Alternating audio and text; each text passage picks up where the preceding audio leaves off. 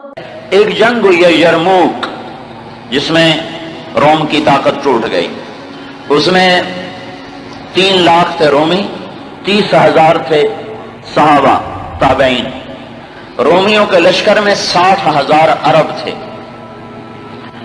تو ایک دن رومیوں کے سردار نے کہا کہ آج صرف عرب نکلیں تاکہ یہ لوہا لوہے سے ٹکرائے۔ ایک دن طے ہوا کہ کل جو لڑائی ہوگی صرف عربوں سے لڑیں۔ تو یہ خبر پہنچی حضرت خالد کو، تو انہوں نے ابو عبیدہ سے فرمایا مجھے 30 آدمی دے دو، 30، میں 60,000 سے لڑنے جاتا ہوں۔ ابو سفیان کہنے لگے مذاق کر رہے ہو؟ کہ نہیں مذاق نہیں کر رہا ہوں، تو کیوں بزدل بنتا ہے؟ اسلام لانے کے بعد بزدل ہو گیا ہے، جاہلیت میں جبار، اسلام میں بزدل۔ کہنے لگے میں بزدلی کی بات نہیں، انصاف کی بات کرتا ہوں۔ 30 آدمی تھوڑے ہیں، تو نے اگر کچھ کرنا ہے تو 60 لے کے جا، 60 آدمی 60,000 کے لیے، 60 آدمی 60,000 کے لیے۔ کسی فوج کے قانون سے پوچھو، کسی جرنیل سے پوچھو، آج کے پچھلے دور میں 60 آدمی 60,000 سے لڑنے جا رہے ہوں، کوئی ہے عقل میں آنے والی بات؟ تو حضرت ابو عبیدہ فرمانے لگے بھائی خالد 30 تھوڑے ہیں، 60 لے جاؤ۔ کہنے گے بات یہ ہے ابو عبیدہ، اس لشکر میں، تیرے لشکر میں، اس وقت امیر ابو عبیدہ تھے، اس لشکر میں کچھ لوگ ایسے ہیں جن کو میں ذاتی طور پر جانتا ہوں، جب اللہ کے سامنے ایسے ہاتھ اٹھاتے ہیں تو اللہ ان کے ہاتھ خالی واپس کبھی بھی نہیں لاتا۔ اس لشکر میں ایسے لوگ ہیں۔ اس 30,000 کے لشکر میں 1,000 صحابہ تھے اور 29,000 تابعین تھے۔ کم میں جانتا ہوں اسی مجمع میں ہیں، جب وہ یوں ہاتھ اٹھاتے ہیں اور یا اللہ کہتے ہیں تو کبھی اللہ ان کا ہاتھ خالی واپس نہیں لاتا۔ تو حضرت ابو عبیدہ کہنے لگے پھر تو چن لے 60 آدمی۔ حضرت خالد بن ولید نے نام لینے شروع کیا، این فضل بن العباس، سب سے پہلے اہل بیت سے شروع کیا، فضل بن عباس کہاں ہیں؟ این زبیر بن العوام، زبیر بن عوام کہاں ہیں؟ این عمر التمیمی، عمر التمیمی کہاں ہیں؟ سب سے بڑا ڈاکو بنو تیکا، رافع بن عمیرہ۔ اللہ کے نبی نے کیا محنت کی تھی کہ وہ کتنے نمبر پر آ رہا ہے، کن لوگوں میں آ رہا ہے؟ خالد بن ولید ان لوگوں کو بلا رہے ہیں کہ جب وہ یوں ہاتھ اٹھاتے ہیں تو اللہ ان کے ہاتھ خالی نہیں لوٹاتا، جب اللہ کے سامنے ہاتھ پھیلاتے ہیں تو اللہ ان کی جھولی خالی واپس نہیں لاتا۔ تو چوتھے نمبر پر کس کو بلایا؟ کہا این رافع بن عمیرہ الطائی، وہ عدی کے قبیلے کا سب سے بڑا ڈاکو، وہ رافع بن عمیرہ کہاں ہے؟ چوتھے نمبر پہ آ گیا، سارے عرب کا بڑا ڈاکو۔ چوتھے نمبر پہ کن لوگوں میں آیا؟ جو ہاتھ اٹھائیں تو اللہ ہاتھ خالی نہیں لوٹا تھا۔ عبداللہ بن عمر کہاں ہیں؟ عبد الرحمن بن ابی بکر کہاں ہیں؟ عبادہ بن صامت کہاں ہیں؟ عمر تمیمی کہاں ہیں؟ حذیفۃ الیمان کہاں ہیں؟ یہ 60 آدمیوں میں سے ایک بھی تابعی نہیں، سب صحابہ ہیں، سارے صحابہ کو نکالا، تابعی ایک بھی نہیں نکالا۔ 44 انصار نکالے 16 مہاجرین میں سے۔ تو ایک انصاری کہنے لگا خالد اپنی قوم کو بچاتا ہے، ہمیں آگے کرتا ہے۔ تو خالد بن ولید نے فرمایا نہیں، اللہ کی قسم میں نے دیکھا ہمیشہ مشکل وقت میں اللہ کا نبی مدینے والوں کو آگے کرتا تھا، ہر مشکل وقت میں اللہ کا نبی انصار مدینہ کو آگے کرتا تھا، میں اس کی وجہ سے تمہیں آگے کر رہا ہوں۔ تو کہنے لگے ہاں سچ کہتے ہو، 44 انصاری اور 16 مہاجرین اور 60 آدمی، اور یہ 60,000 عیسائیوں سے لڑنے جا رہے۔ عرب کا ایک قبیلہ مسلمان نہیں ہوا تھا، بنو غسان، ان کے نصیب میں محرومی تھی، وہ آج بھی ایمان سے محروم رہے۔ تو یہ 60,000، یہ 60، جب آمنا سامنا ہوا تو وہ سردار کہنے لگا، جبلہ بن ایہم دیکھا ڈر گئے نا، میرا نام سنتے ہی ڈر گئے، دیکھو صلح کرنے آ رہے ہیں مجھ سے، صلح کرنے، آج میں ایسی شرطیں رکھوں گا یہ ذلیل ہو جائیں گے۔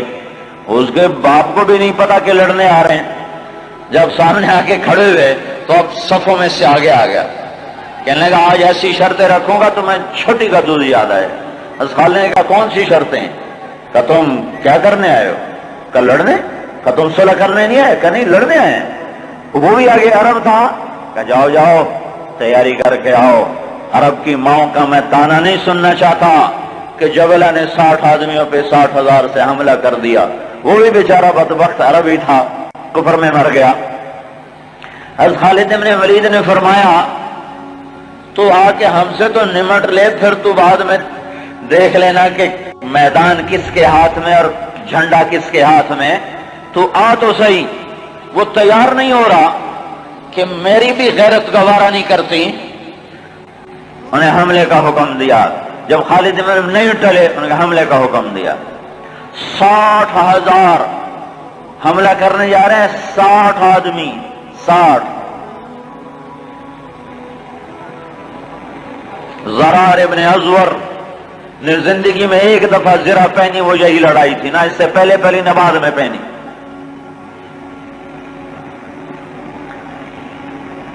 صف نہیں ٹوٹ سکی، حملہ ناکام ہو گیا۔ پھر دوسرا حملہ کیا، صف نہیں ٹوٹ سکی، 60 آدمی، 60,000، تصور کرو۔ پھر تیسرا حملہ کیا، صف ٹوٹ گئی۔ جب صف ٹوٹی تو خالد بن ولید نے فرمایا 6 کی ٹولیاں بن جاؤ، 6 تو 6 ایسے ٹولیاں بن گئے۔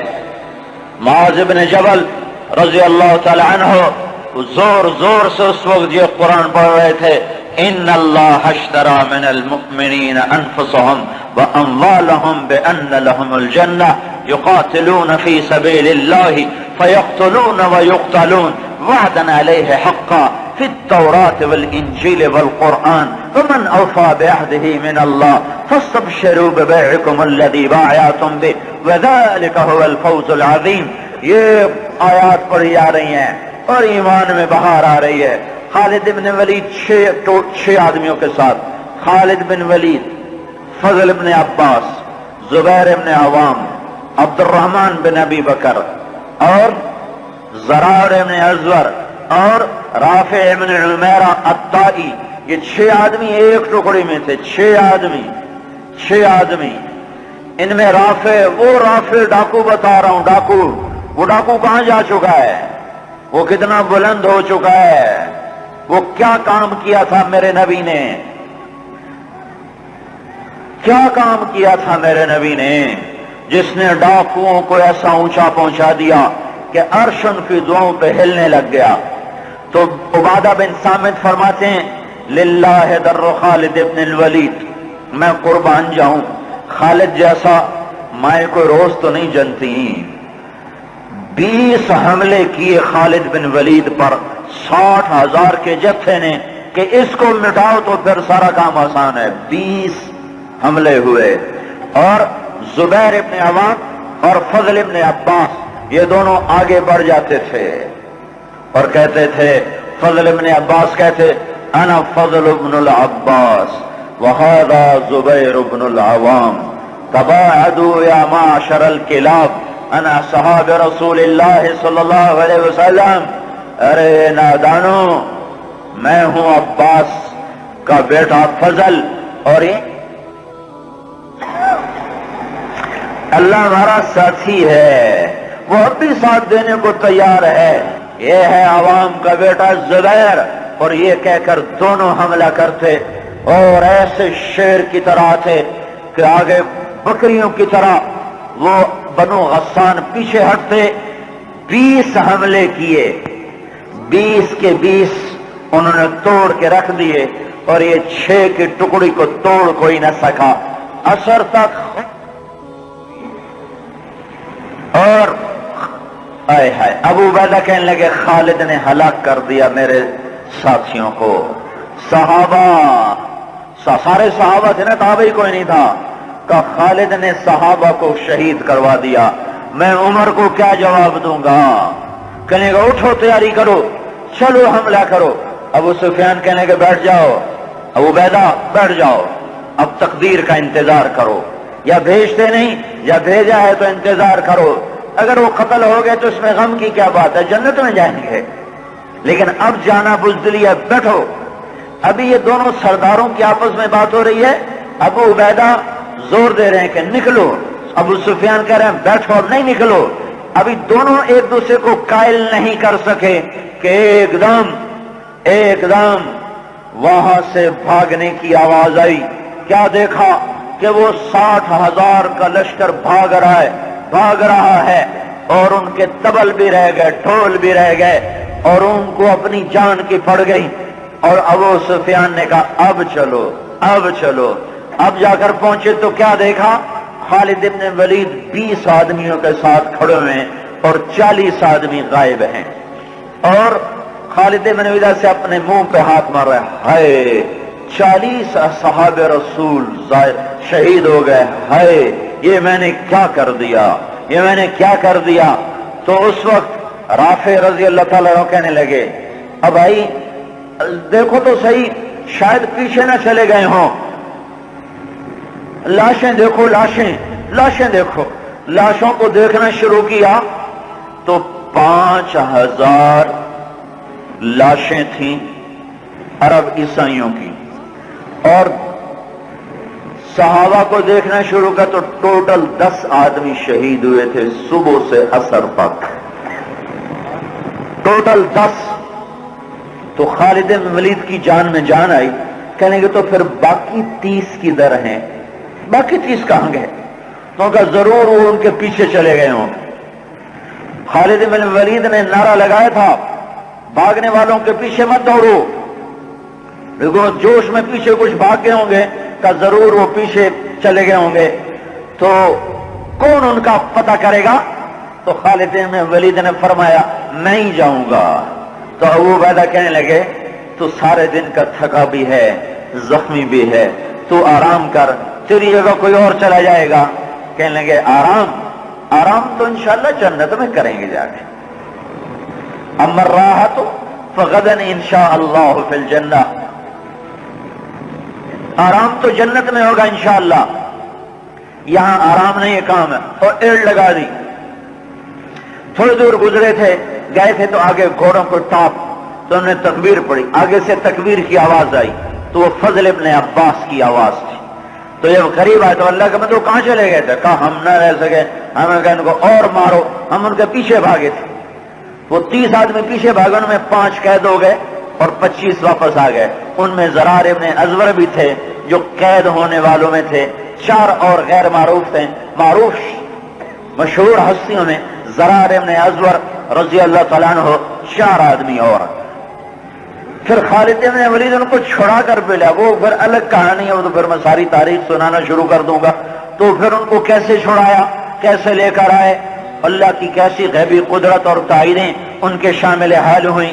میں یہ بتانا یہ چاہتا تھا کہ حضرت محمد صلی اللہ علیہ وسلم نے بغیر پیسے کے، بغیر ملک کے، بغیر مال کے، بغیر اقتدار کے، بغیر سونے چاندی کے وہ کیا کام کیا تھا جس نے ڈاکوؤں کو اتنا اونچا پہنچایا کہ ہاتھ اٹھاتے تو دعائیں قبول ہوتی تھیں۔